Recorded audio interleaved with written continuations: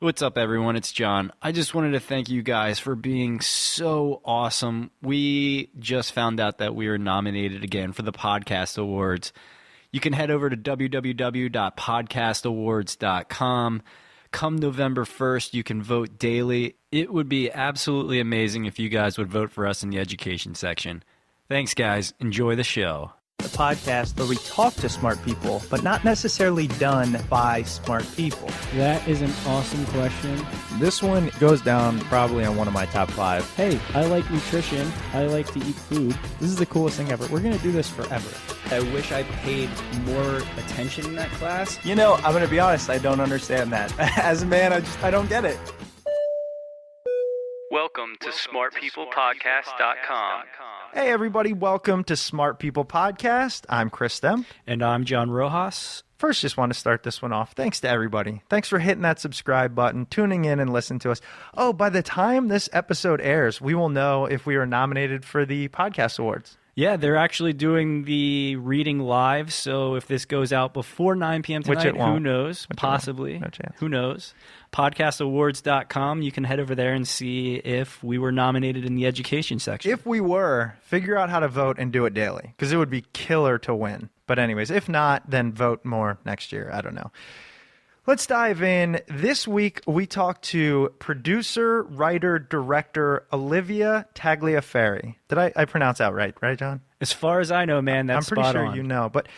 And we cover a really important topic, one that I'm surprised we haven't talked about much, given it's something that we have grown up with. I mean, it's been a long time since, in our generation at least, we've been at war. Yeah, I mean, 2001, so yeah, most our adult life. Prior to that, you had Iraq and all that. So we're talking to Alivia about the book she wrote called Beyond the Wall, The Journey Home, as well as the documentary she filmed, Beyond the Wall, Homeless Zone.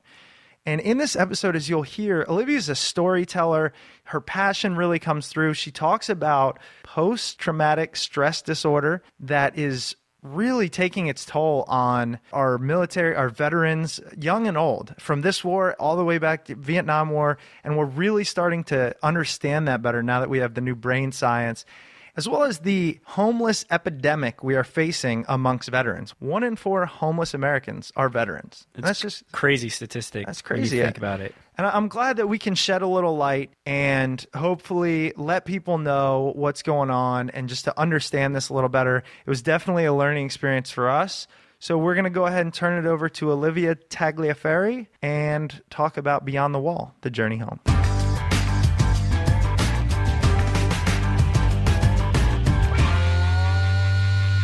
Thanks so much again for being on. I really wanted to start off. It was interesting as I was reading through your bio, I noticed that you went to school and studied history, and you've always been interested in kind of the arts, writing, music, but you went into IT.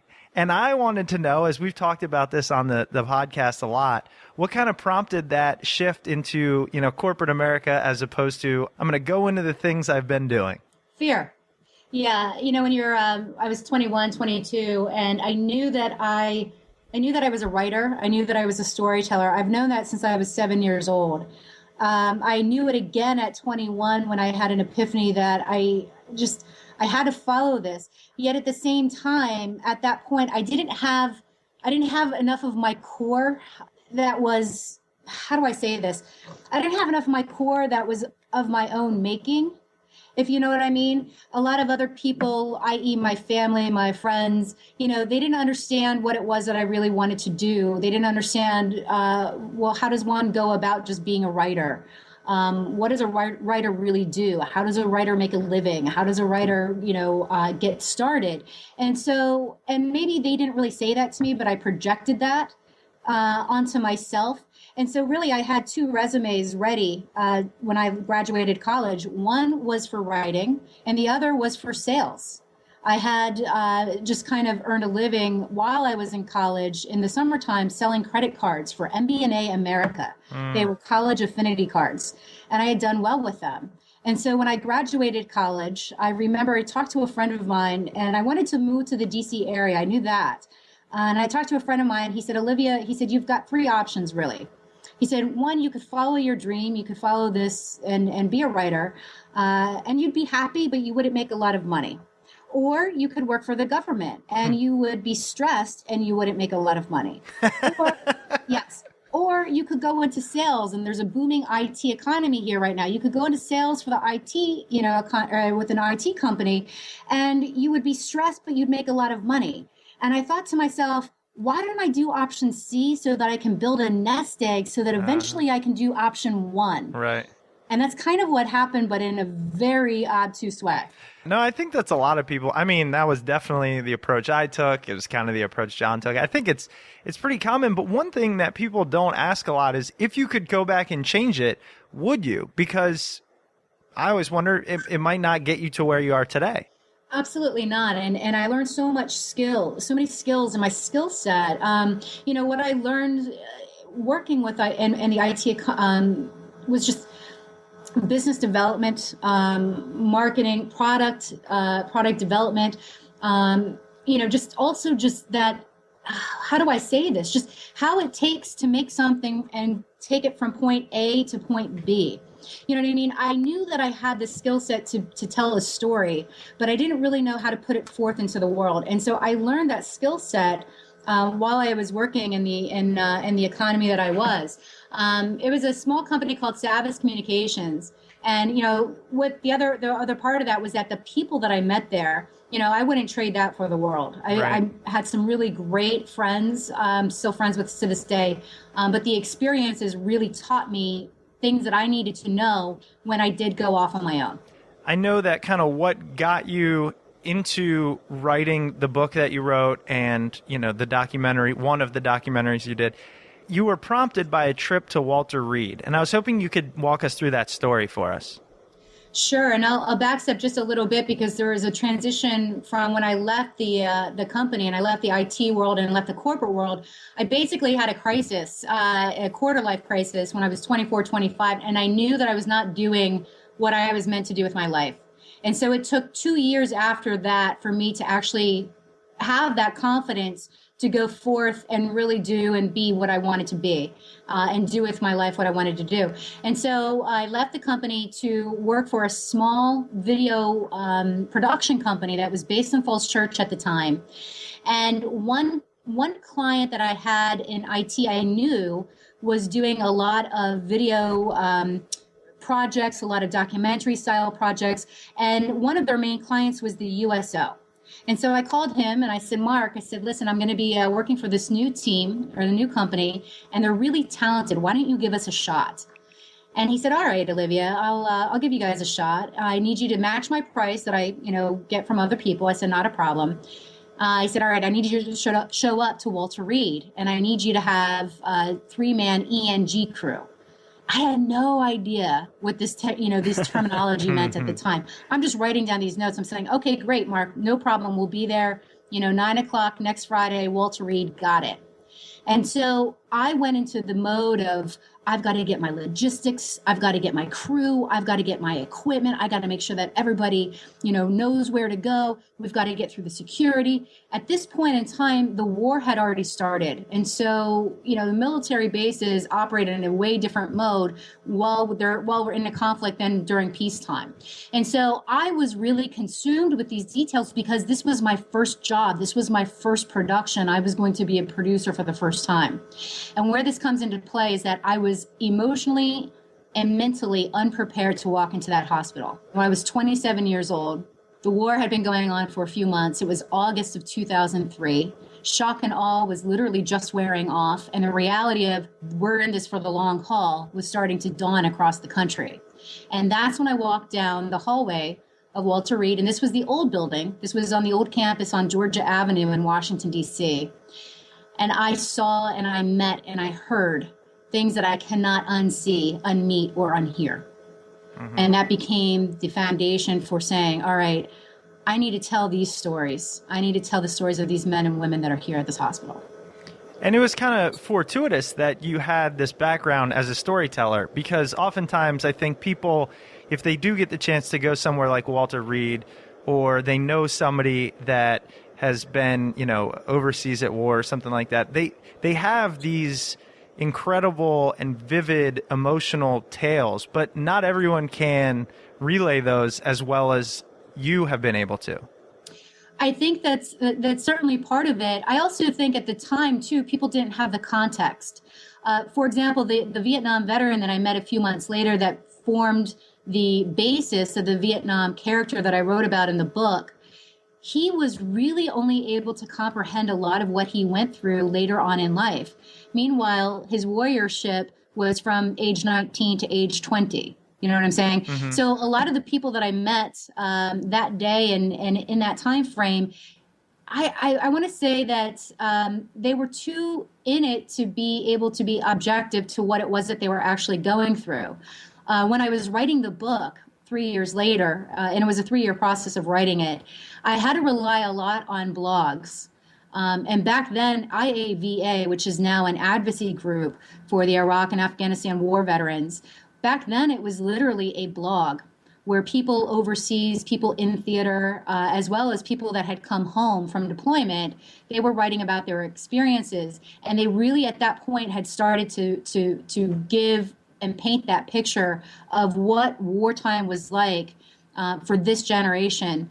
Many of them had already gone on that second deployment, which, that's the stark contrast. That's the stark difference between this war and any other war is the number of deployments and the same people that are doing those deployments over and over.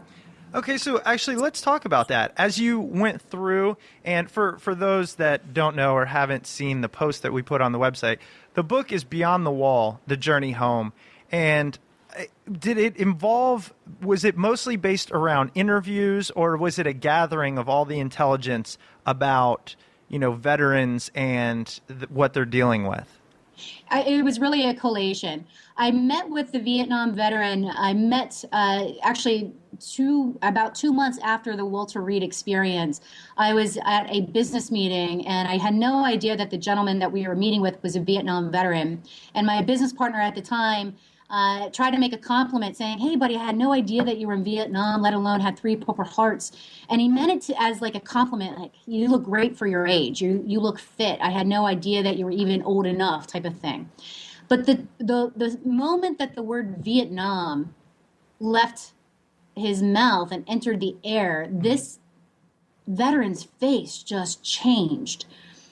I mean, literally, it was like there was something that had happened internally, and you could see it on the external level. And there was a silence. There was 3 other people at the table, and nobody knew what to say or do at this point in time because literally we all just lowered our forks. We were no longer eating. And all of a sudden, this veteran said, "I was 19 years old, and it was 1967. I was there for 9 months. And in that 9-month period of time, I lost my best friend and every former sense of self that I ever had." Wow. And it was really powerful. And I remember everybody just kind of sat back. And as we were letting that sink in, I remember thinking in my head, wow, 9 months, that's the same amount of time it takes a woman to give birth to a child. I bet that's what it was like. Now, I've never been to war. I have no idea what it's like. I can only imagine that being in the womb of war and coming home must feel on some level like you're being born again. There's something that's being formed. You're reborn as a warrior, and now you're coming home that warrior. And all of a sudden, I realized that I was speaking this out loud. You know what I mean? My thought process had been really this external thought process, and when I realized that I was saying this out loud, and everybody was kind of looking at me like, "Oh, what are you saying? What are you don't break the silence." And all of a sudden, this veteran looked at me, and he zeroed in my eyes. We locked eyes, and he said, "That's exactly what it was like. Except this time, I wasn't born with my innocence. I was born without it." And so, at that point, I said, I'm sorry. It's just that I'm a writer, and if I were to write about what you just said, I wouldn't write about the battle of all battles. I wouldn't write about the hero of all heroes. I would write about the 19-year-old man or woman that goes into war and what that experience is like and what the experience is like when you come home. And so about a week, not even a week later, I got a phone call from him, and he said, "I can't stop thinking about what you said. I've never shared with my story with anybody, but I just found out that my son, who's a junior in high school, wants to join the Marines when he graduates. And I want him to know who I am because he has no idea who I am or why I am the way I am. And I want him to know. And so I met with him every weekend for 3 months. I can't tell you, I mean, how many hours of interviews, probably close to 40 to 50. And that's when I literally started writing the story. It was first a screenplay. I first started writing it as a movie called The Hill of Angels, which was the nickname for a hill in Vietnam. It was actually on the DMZ. It was a place called Con Thien. It was a fire base in in the DMZ of Vietnam that the Marines had been instructed to hold. And what was historical about it is that they literally positioned the Marines, and I believe there was a couple of units of the Army as well, but they weren't allowed to go into North Vietnam to actually go after the enemy. They just had to protect the South Vietnamese from the infiltration from the North. And so they were literally like these sitting ducks on this hill where they could only fire back when they were fired upon, but they could never really go into the offensive. They could never really go into, routing out the enemy. And so they took such heavy casualties. It was September of 1967. That was very, just hellacious from all the reporting and all the stories of the men that were there that shared that with me. And so, yeah, it was an experience. But his story was really the basis of the Vietnam veteran story. And the book is about this Vietnam veteran that goes to Walter Reed to mentor a wounded Iraq War veteran. And he's doing this because he does not want the Iraq War veteran and just the generation of Iraq War veterans to make the same mistakes that he did. And the mistakes that he had made was basically pushing his family and his friends away. I literally, as I was listening, kind of got lost in the story because it's something you can visualize. You end up, obviously I can't experience it, but I really it was playing in my mind. So I can imagine as you sat down with him for all these hours, it did the same to you, and I started to get goosebumps. How willing was this veteran to open up? I mean, I know from the people I know or from what I've heard or read, it's usually a pretty difficult thing to recount. So I was just wondering if he kind of was able to open up to you. He was, and I think it was because he had heard my approach to this, and also that right off the bat, when he opened his mouth and he talked about being 19 and being, overseas for that 9-month period of time, I think he understood that I was aware, how do I say this, that I had the compassion, but I also had the intuition to go there with him and to understand what it was that he was really saying. And so when we met, and we would meet every single weekend, it would be for 4, sometimes 5, sometimes 6 hours at a time that we would do these interviews. And I didn't have an agenda. And so I think that helped to build that bond of trust that we had, where he literally felt safe to go back into those recesses of memory that he had literally not accessed for almost 40 years. But at the same time, as he was doing it, more and more was coming up. The stories of Harry, his best friend, the one who died, another man named Danny who had died in his arms a few months later. I mean, these stories that had been buried in his mind as well as in his heart. He was a man that had physical problems later on in life. He had heart problems, and he knew intuitively that this was because he had bottled up a lot of his emotions. Mm-hmm. He felt like a pressure cooker, that it could explode at any minute. He was diagnosed with post-traumatic stress disorder, I want to say in either the late 70s or the early 80s, right after PTSD was actually formalized as an actual mental health issue in the DSM. And so, but at the same time, he didn't trust the VA enough to go and seek treatment there. He didn't want to take medicine. He didn't want to be doped up, as he called it. And so he started an informal group of veterans. They would meet on Sunday afternoons. I believe it was an IHOP, maybe not an IHOP. It was some sort of chain where you could literally just sit there and drink coffee all day and all night and talk. And so they became each other's peer group. And that is really how he treated his own stress. The other way he did it was through work. He overworked. He became a workaholic. And he did that to isolate himself. He also did that to numb his mind so it wouldn't go back into some of those places. Ironically, the name of the book, Beyond the Wall, The Journey Home, it was, when I wrote it as a book, I actually first named it Still the Monkey, What Happens to Warriors After War. And it was based on the Buddhist philosophy that if your mind is like a monkey, that's the allegory that they give you. But that if it's not still, if it's not in the present moment, it will swing back to the branch of the past or swing too far to the branch of the future to ever let the stillness and the presence just, be your experience. And so when I was meeting with this veteran, I realized he had lived a life for 40 years where he was constantly living in the past to where his ghosts of Vietnam were, or he was constantly going to the future, which was fueled by the question, when am I going to feel normal again? Now, when he talked to you about these things, and I'm assuming obviously he knew he had PTSD, did he talk to you about how that affected him throughout life? I mean, literally for those that don't know or haven't, met people that have it, or I'm not too familiar with it. So it's more of as a lesson almost, what that actually means and what it encompasses. I'll share with you a story. Right after I wrote the book, I was speaking with a fireman who had responded to 9/11 down here at the Pentagon. And when he knew about the book that I wrote and the content, he pulled me to the side one evening and he started sharing with me one of his own fears. And he had witnessed some of his own men having problems, having to take some time, some leave of absence. And he said, I see so much. I saw so much that day on 9/11, but I just see so much as part of my job. Now, I'm trained to go into these situations when the alarm goes off. There's a switch that turns on, and I go into my mode that I was trained to go into. You were responders. We respond, we rescue, we save.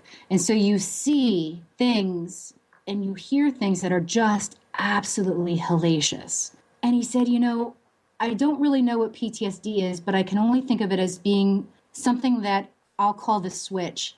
And he said, and that's what if I can't turn my switch on? What if I can't do what I'm trained to do because I'm suffering from something that I saw or that I did? He said, or worse, what if I can't turn it off? What if it's on automatic pilot? And so when I tell that story, I tell people that's what PTSD really is. It is a mechanism of your mind to basically help process things that you saw or things that you did or things that you heard, basically experiences that were so abnormal that this is your mind's normal way of processing and dealing with it. And it's painful to relive it.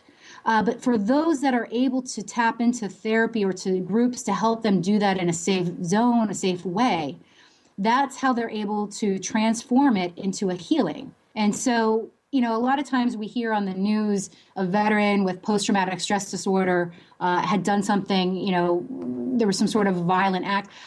That's not PTSD in and of itself. PTSD is something that people are managing. It's a reaction of the mind. And there's a lot of other things going on, for people that I think are, I'll call them the newsmakers. There's a lot of people that are taking medicines, not just for the PTSD, but for a lot of other things as well. For me, I just don't know how that reacts if somebody was to drink alcohol. There's a lot of other things that go into the mix when we hear about veterans with post-traumatic stress disorder in a negative light. For me, I've met so many people that have it that you would never know, ever know. They're functioning, working, patriotic Americans that basically are dealing with nightmares, dealing with survivor's guilt, dealing with relationships that are in the process of being mended because for whatever reason, they have to keep them at an arm's length away for that process of healing to begin. That's a great way of putting it, and I appreciate that. I wanted to kind of move on to another thing that I know you've done that I thought was extremely interesting, which is the documentary, which is Beyond the Wall, Homeless Zone. Mm-hmm. And it talks a lot about, the nation's problem of, I think, is it 1 in 4 homeless Americans are veterans? Is that the right statistic? What's crazy to me is that statistic doesn't seem too shocking, but I always wonder when I see, I mean, it doesn't seem shocking because I've heard it before, not because it's okay. But when I see homeless people on the street, they say, veteran, please help, or this, that. I don't want to give them the benefit of the doubt. I don't think, in my mind, I'm like, oh, they're probably not a veteran. They're just using that because they need money and whatever. But what your documentary kind of opened my eyes to is this is true. This is a real problem. These people are out there, and this is the best that we can do for them is leave them on the streets. It doesn't make sense. No, it doesn't. It doesn't in a lot of ways, mostly because veterans do really well. After their service, they have high ownership, home ownership. Previous to this generation, they did well with careers. I think that right now we're in such an economy, as well as I don't know why a lot of our veterans are having such a hard time finding employment, other than the fact that is everybody having a hard time finding an employment. But the reality of the situation is that I wanted to do a story after I learned about post-combat issues. I wanted to ask the question, what happens to somebody if they don't have a support network? What happens to somebody if they fall through the cracks? What if they damage their support network to the point where they don't really have it, or that bridge is very burned and they can't cross it? So that's when I really learned about the homelessness situation. And it was funny because I think it was 2008.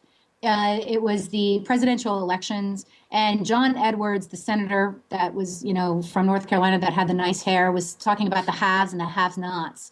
And I remember he was on the Bill O'Reilly show, I believe, or maybe Bill O'Reilly did a show about it.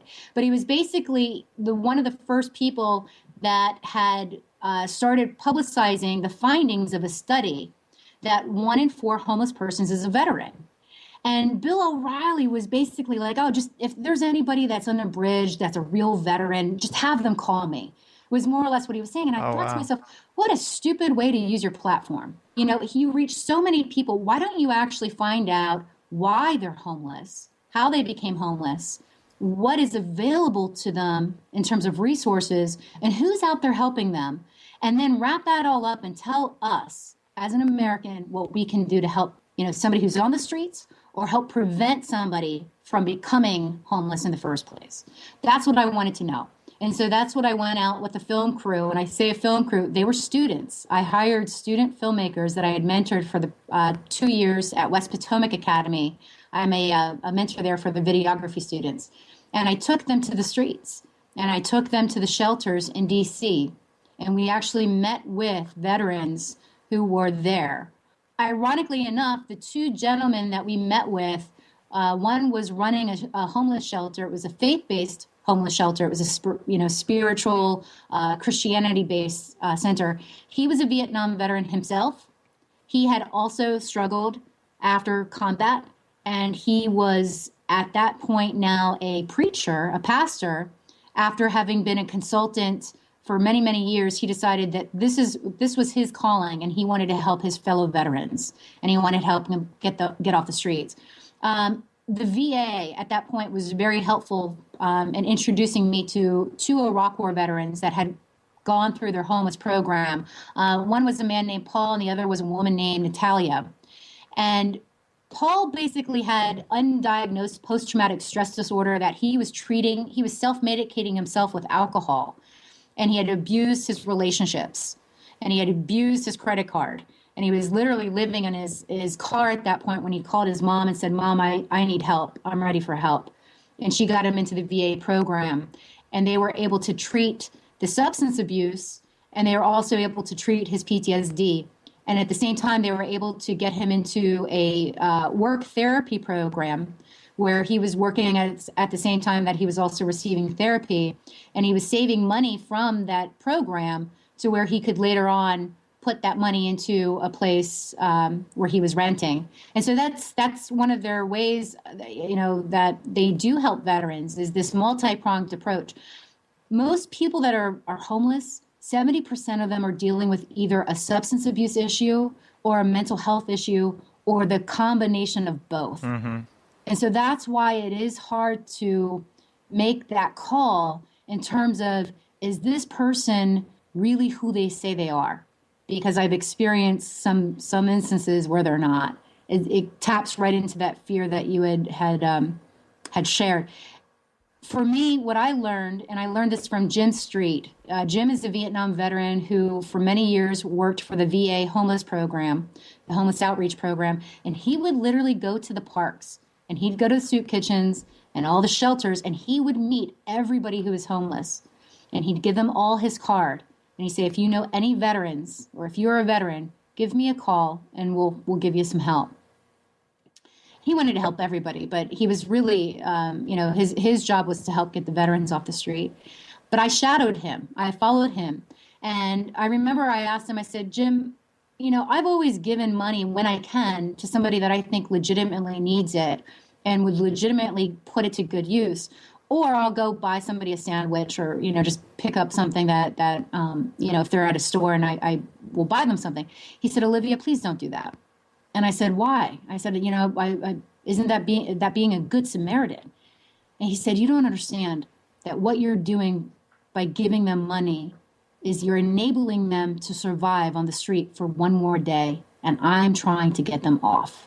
You mentioned that, there's the stories of people that realize that they need help and ask for help.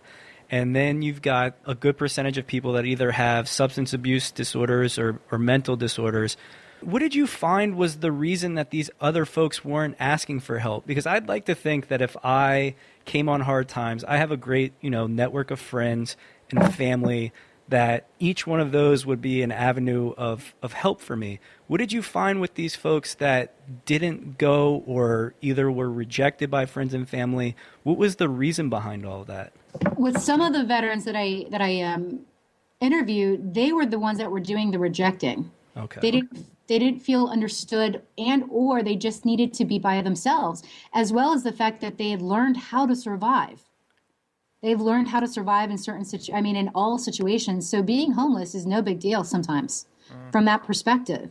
There's survivalists, they're warriors. They have this training to be able to make do. And so some people, that is their way of isolating. You meet so many people. I don't want to characterize everybody in that light.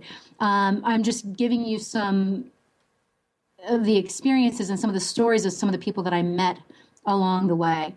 Like I said, for the most part, most of the people that are homeless, they're dealing with a mental health issue, and they're also dealing with the substance abuse issue. And that in tandem makes it very hard for them to hold on to a job.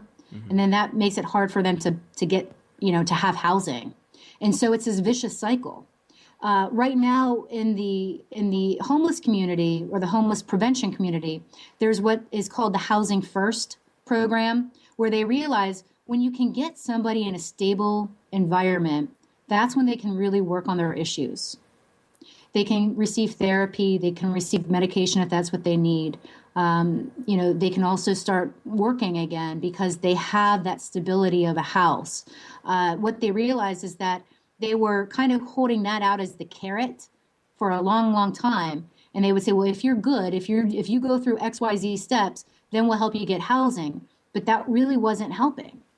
So they've gone to this Housing First initiative. But yeah, most of the people that you meet, they're very self-sufficient, and a lot of them actually want to be there.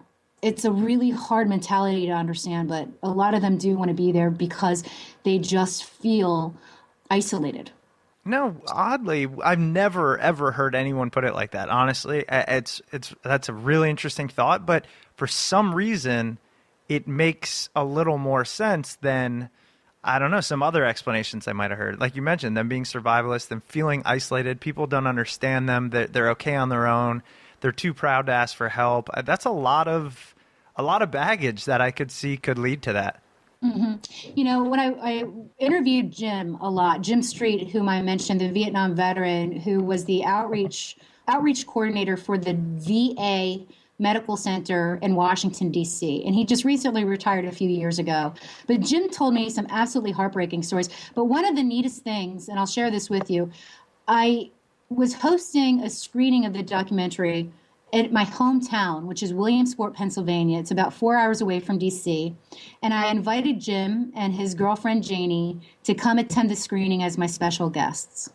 And after the screening, we hosted a discussion in which Jim and I were sharing a lot of our research, a lot of his stories, and then we opened it up to questions and answers with the audience. And after everybody had asked questions, I mean, we were going strong. Actually, the Community Arts Center was basically kind of signaling us to wrap it up. But one man stood up at the back of the theater, and he said, "Mr. Street," he said, "I know that you gave your card to every person you met. And I know that you were at McPherson Square on Fridays at 3 o'clock like clockwork. I know this, sir, because you gave me your card, because I was there one time." And so he had an opportunity to meet a homeless veteran that he had helped 20 years ago. Wow. 4 hours away in Williamsport, Pennsylvania, a man who, had been rehabilitated and was a thriving member of the community and stood up in the theater to say, "Thank you." That's pretty powerful. It was pretty powerful. Yeah. But yeah, a lot of people just have a lot of things that they need to work on. And it takes a special, person and a special time to be able to say, "This is the help I need." Mm-hmm. It is powerful, and it is something often misunderstood, and I definitely appreciate, and I'm sure our listeners will, you helping us understand this problem and what happens to many of our soldiers when they return. So again, thanks for sharing all that with us. I wanted to end the interview on some 3 questions that we are asking our guests. We've been doing this for about 10 episodes now. So the first one I had for you is, what is the last great book that you read? The last great book I read, I'm going to say, is The Hungering Dark by Frederick Buechner. We're going to have to look into that one. That's a new one for me. I thought I heard of most of them, but never got that one. There is a quote from that book that I actually had. So every chapter of my book, Beyond the Wall, I start with a quote, from another source. Mm-hmm. And I found this quote, and I'll share it with you and your listeners because I think it's really powerful. And it starts like this: "The life I touch for good or ill will touch another, and that in turn another, until who knows where the trembling stops, or in what far place my touch will be felt." And so I would always close my discussions with this quote. And I realized that I never actually read the book from which I was quoting. I just love that quote so much. And so just this past couple weeks ago, I ordered it and I read it. And it's an amazing book. It's a spiritual based book. Mr. Buechner is a New England poet and a preacher. And so it is really about almost what we started this interview with, was how do we go forth into the world knowing our own face, and what trace will we leave? Oh, I love that. I'm definitely going to have to check that out now. So the second question I have for you is, what application, tool, or process have you been using recently that has made your life better? I'm going to do a shameless plug here and say that it's my own. I invented an application for authors to be able to sign their ebooks digitally. And so it's actually in the patent process. It's not been awarded yet. They're still going through that review period. But I basically will sign my ebook for veterans and friends and families. And that's actually, it came up because people said, "Hey, I'd love for you to sign your book for my dad. He's a Vietnam veteran. I just got him a Kindle for Christmas, but I'd also like for you to sign it. So, will you send us a physical copy too?" Right. So that's the application I came up with. It's called Inscribed Media, but that makes my life a lot easier. That's actually a really cool idea. I like that, especially how we, a lot of people in the, new media and digital space deal with ebooks. So I think that could be useful. I was going to say, so you just mean present day. No, man. I mean like non-hardcover books. Leave me alone. The last thing I have for you is, what advice do you have for the intellectually curious? For the intellectually curious, I'm going to expand that. I'm going to say for everybody. I honestly think you have to do your own research. You have to do your own homework. I think that in today's day and age, with all the technology, we have so much information at our fingertips, yet at the same time, I think we all get a little bit lazy and we let other people kind of give us our tidbits, if you will. And so I've learned to really do my own research and to do my own homework because I really want to understand things as innately as I possibly can.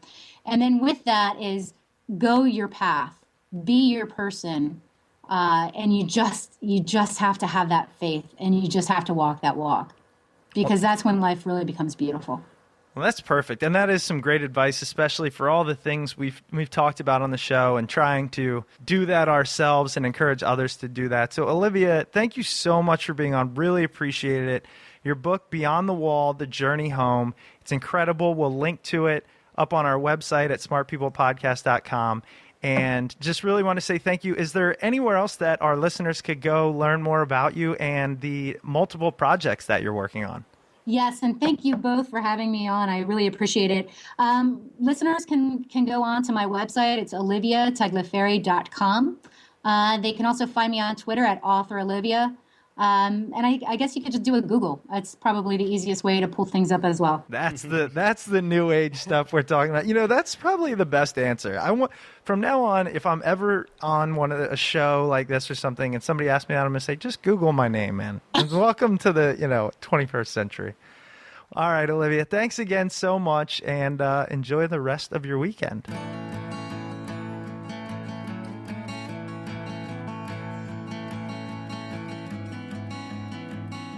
Thank you guys for sticking around. And again, thank you so much for downloading this show on a weekly basis, tweeting us, messaging us on Facebook, leaving us reviews on iTunes, all the cool stuff that you guys do. We really do appreciate it. I think we're in the top 50 or so, 100 of education all week. It goes all over the place, man. It's crazy. I love seeing us out there. Hopefully we can make that just an easy thing for people to find the show, download it, learn more about cool stuff. Tell one friend. Tell a friend. Tell one friend about the show. That's all we need.